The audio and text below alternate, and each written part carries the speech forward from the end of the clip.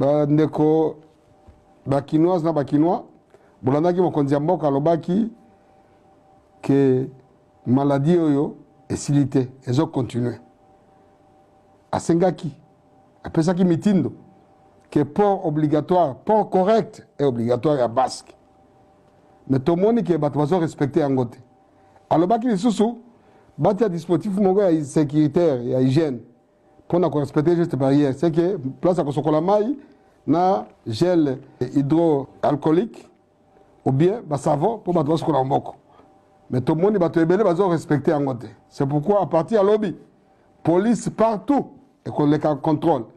Na balabala parce que police est là qui m'a pongi toko contrôler eza na balabala eza la wapi toko tio na masque te to kangi ata na kati ya mutuka oza na masque te to kanga yo oyo bache ba établissement eza ba établissement privé eza ba établissement officiel public toko ti dispositif wana te to kanga yo to kanga pe place yango ba musu bacheka ba cantine pour l'esthétique et tout ça.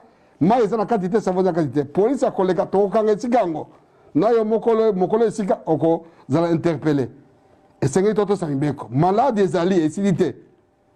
Tout le temps masque, tout respecté. Quand le batte pas, maté autre casserie. Police à Koto Sanibeko. Parce que, loi les alliés, arrêté à gouverner les alliés, Tokola Nanyo Sowana. Et puis, nuisance sonore. Bato, Bamoni, le col de confinement est comme Maseki. Bakasi que loi est silité.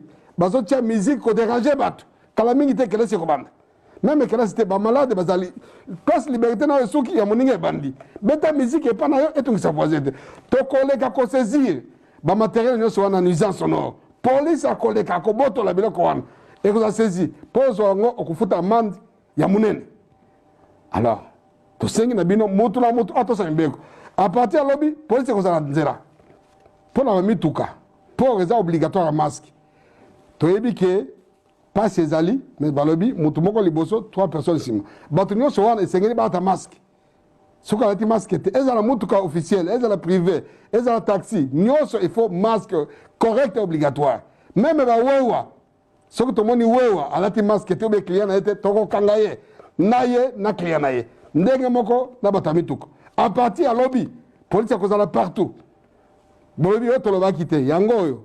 Ezali loi ezali arrêter à gouverner tozo faire respecter ango oyo akoto sate etali moko yo ozana bar na yo boka ki moko nyamboka lobaki ba mesure barrière ba geste barrière distanciation physique c'est que moto esengeli azala mosika na yo plus d'1 mètre ce que toké na bar na yo toké na restaurant na yo toké na supermarché na to moni que on fait respecter distanciation physique te toko kanga pe ko futa amande ebele esengeli kotosa malade silité.